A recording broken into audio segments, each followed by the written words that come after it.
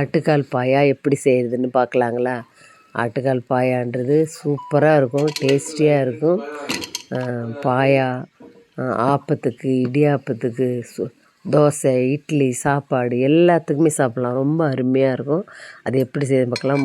ஆட்டுக்கால் வந்து க்ளீன் பண்ணிவிட்டு நல்லா மஞ்சத்தூள் போட்டு முடியெல்லாம் ஸ்டவ்வில் வச்சு நல்லா பொசுக்கிட்டு நல்லா சுரண்டி கத்தியில் சுரண்டி எடுத்துட்டு க்ளீன் பண்ணி மஞ்சத்தூள்லாம் போட்டு க்ளீன் பண்ணிவிட்டு பாருங்கள். நிறைய வெங்காயம் போடணும் பாயாவுக்கு. வெங்காயம், இஞ்சி பூண்டு விழுது, மஞ்சத்தூள் போட்டு நல்லா வேக வச்சுட்டேன். அப்புறம் அதுக்கு தேவையான தேங்காய், வெங்காயம், தக்காளி எல்லாம் வச்சுட்டேன். பட்டை லவங்கம், எண்ணெய் ஊற்றி பாருங்கள். கடாய் வச்சு பட்டை லவங்கம், எண்ணெய் ஊற்றி நல்லா காஞ்சதையும் வெங்காயம், அது மறுபடியும் வெங்காயம் தான். வெங்காயம் போட்டு ஒரு வேக்காடு போட்டால் வெங்காயமும் மறுபடியும் அரிஞ்சு வச்சுருக்கேன். இப்போ வெங்காயத்தை எண்ணெய் காஞ்சதையும் வெங்காயத்தை போட்டு நல்லா வதக்கணும். பாருங்க, கடாய் காயுது.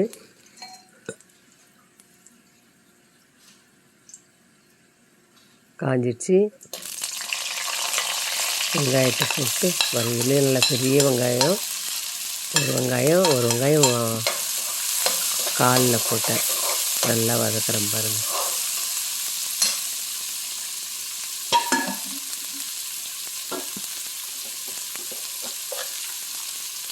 வெங்காயம் வதங்கிறதுக்கு லேசாக கொஞ்சம் உப்பு போட்டால் சூப்பராக பாருங்கள். சீக்கிரம் அந்த நீரெல்லாம் எடுத்துக்கிட்டு சீக்கிரம் வெங்காயம் வதங்கிடும். ஆனால் லேசாக கொஞ்சம் சால்ட்டு போட்டு நல்லா வதக்குறேன் பாருங்கள். இதுக்கு நடுவில் தேங்காய், சோம்பு, பச்சை மிளகாய், கசகசா இது 4த்தையும் எடுத்து வச்சுருந்து அரைச்சி வச்சுட்டேன். மிக்சியில் அரைச்சி வச்சுருக்கேன். இப்போ வெங்காயம் வதங்கிடுச்சு. தக்காளி அரிஞ்சு வச்சுருக்கேன். இஞ்சி பூண்டு விழுது அவிக்கும் பொழுதே ஒரு ஸ்பூன் போட்டு அவிச்சிருக்கேன். மறுபடியும் இஞ்சி பூண்டு விழுது போட்டிருக்கேன் பாருங்கள். இஞ்சி பூண்டு விழுது போட்டால் அந்த குருமாவுக்கு பாயாவுக்கு நல்லா சூப்பராக இருக்கும். நல்லா அந்த இஞ்சி பூண்டு ஸ்மெல்லு, பச்சை ஸ்மெல்லே இருக்கக்கூடாது. எண்ணெயில் நல்லா வதக்கணும். நல்லா வதக்கிட்டு பாருங்கள். அதுக்கு தேவையான வதக்கும்போதே அதுக்கு மறுபடியும் கொஞ்சம் மஞ்சத்தூள் வதக்கிட்டு தக்காளி அரிஞ்சு வச்சுருக்கேன். அந்த தக்காளியை போட்டுக்கலாம்.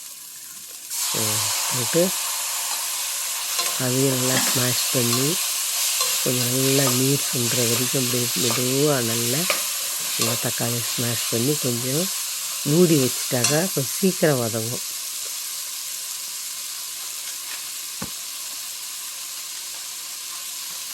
இல்லை, அதுக்கு வந்து வெறும் மிளகாத்தூள், இந்த ஆர்கானிக் மிளகாத்தூள் வச்சுருந்தேன். அது வந்து வெறும் மிளகாய் பொடி கொஞ்சம் போட்டிருக்கேன். 1 ஸ்பூன் மிளகாத்தூள். காரத்துக்கு தகுந்த மாதிரி கொஞ்சம் நல்லா காரம் இருந்தால் நல்லாயிருக்கும்.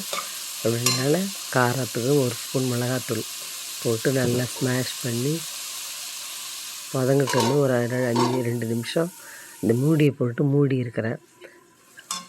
திறந்து பார்த்தா எல்லாம் வதங்கிடுச்சு பாருங்கள். தக்காளியெல்லாம் நல்லா வதங்கிடுச்சு. இஞ்சி பூண்டு விழுது காரம் எல்லாம் போயிடுச்சு. இப்போ நான் வந்து கால் அவிச்சு வச்சுருக்கேன் பாருங்கள். அதை எடுத்து ஊற்றிக்கிறேன்.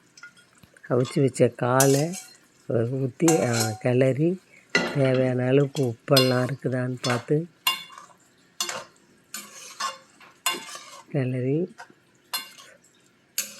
எவ்வளோ தேவையோ தண்ணி எல்லாம் ஊற்றிட்டு பாருங்கள். சூப்பராக வெங்காயம் தான் இதுக்கு பாயாவுக்கு போட்டு எல்லாம் கரெக்டாக விட்டு கொஞ்சம் தண்ணி ஊற்றி உப்பு பார்த்துக்கணும். இப்போ தான் உப்பு கொஞ்சம் போட்டேன். கரெக்டான அளவுக்கு நமக்கு தேவையான அளவுக்கு தண்ணி ஊற்றி மூடி வச்சிடலாம். உப்பு கொஞ்சம் போட்டுட்டு இப்போ மூடி வச்சு கொதிக்கட்டும். நல்லா கொதி வரணும்.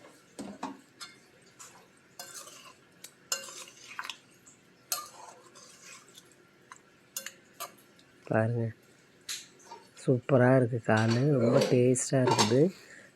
நல்லா கொதி வரட்டும்.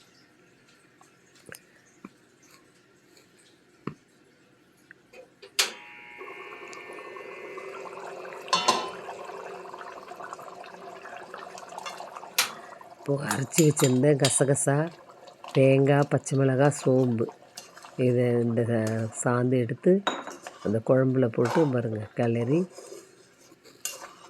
பச்சை மிளகாய் போட்டிருக்கேன், மஸ்ட்டு மிளகாத்தூள் போட்டிருக்கேன். பச்சை மிளகாய் காரத்துக்கு அந்த ஜாரில் கொஞ்சம் தண்ணி ஊற்றி கழுவி ஊற்றிட்டு மூடி கலந்து வைக்கிறேன் பாருங்கள். நல்லா கொதி வரட்டும்.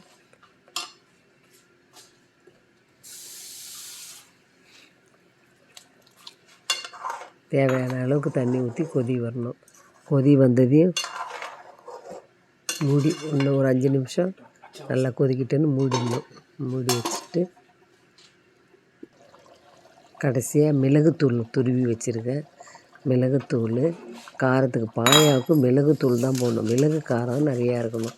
பச்சை மிளகாய், மிளகு, மிளகுத்தூள் போட்டு நல்லா போட்டு நல்லா கொதி வந்ததையும் பாருங்கள். நல்லா கொதிக்குது பாருங்கள்.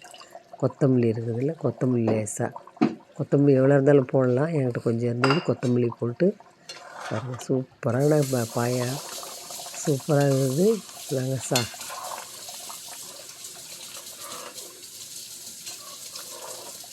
அருமையான பாயா பாருங்கள். இந்த மாதிரி நீங்கள் செய்து சாப்பிடுங்க, சூப்பராக இருக்கும்.